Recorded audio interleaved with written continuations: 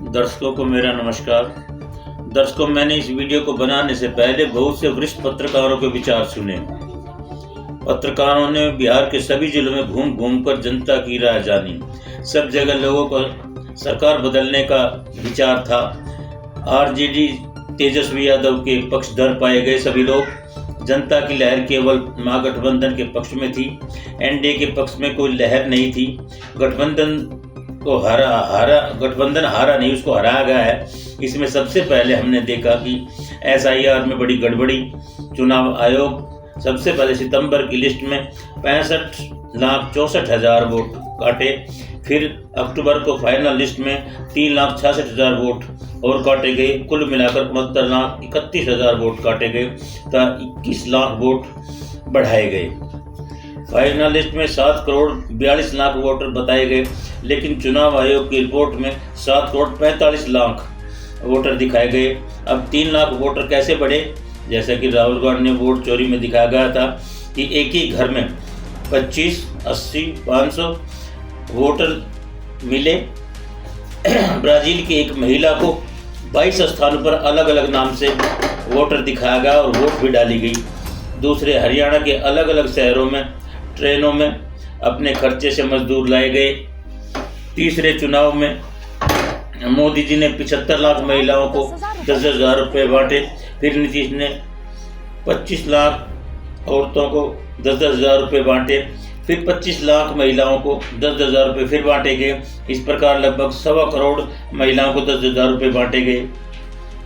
नदी के पार जो पोलिंग बूथ थे उनमें वोट नहीं डालने दी गई। पुलिस ने सभी नावों को एक जगह बंधवा दिया। उसके बाद 6 और 11 का वोटिंग पूरे होने पर कुछ यूट्यूबर ने दिखाया कि सरसा में एक ट्रक स्ट्रांग रूम में अंदर गया। हंगामा होने पर मैं फोर्स डीएम साहिबा मौके पर पहुंची। जब लोगों ने उनसे शिकायत की तो डीएम साहिबा ने चुनाव आयोग को शिकायत करने के लिए कहा। लोगों ने चुनाव आयोग को शिकायत की। डीएम साहिबा ने अपने आप शिकायत करने से मना कर दिया।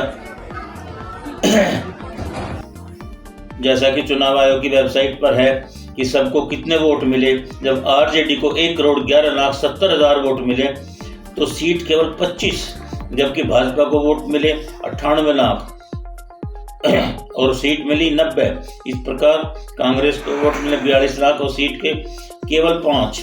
इस प्रकार सोचिए कि ये सब कैसे होगा। इन सभी कारणों से भाजपा को प्रचंड जीत मिली। सभी समझदार और पढ़े लिखे युवकों को इस प्रकार विचार करना चाहिए। जबकि बिहार की चीनी मिल, पढ़ाई, अस्पताल, नौकरी, प्लान, रोज पेपर लीक होना आदि समस्याएं प्रमुख थी। तब घुसपैठियों को मोदी जी व अमित शाह जी ने मुद्दा बनाया, जबकि चुनाव आयोग ने यह नहीं बताया कि बिहार में कितने घुसपैठियां मिले। अब आप सोच सकते हैं कि भाजपा को जीत कैसे मिली। सभी स्वायत्त संस्थाएं मोदी जी के लिए काम करती हैं। अब देश में प्रजातंत्र नाम की कोई चीज नहीं है। अब तो देश में तानाशाही सरकार है और इससे छुटकारा पाने का एक ही उपाय है, वह है जन आंदोलन। तभी देश में हमारा लोकतंत्र जीवित रह सकता है और हमारा संविधान भी तभी बचाया जा सकता है जब लोग सड़कों पर आए।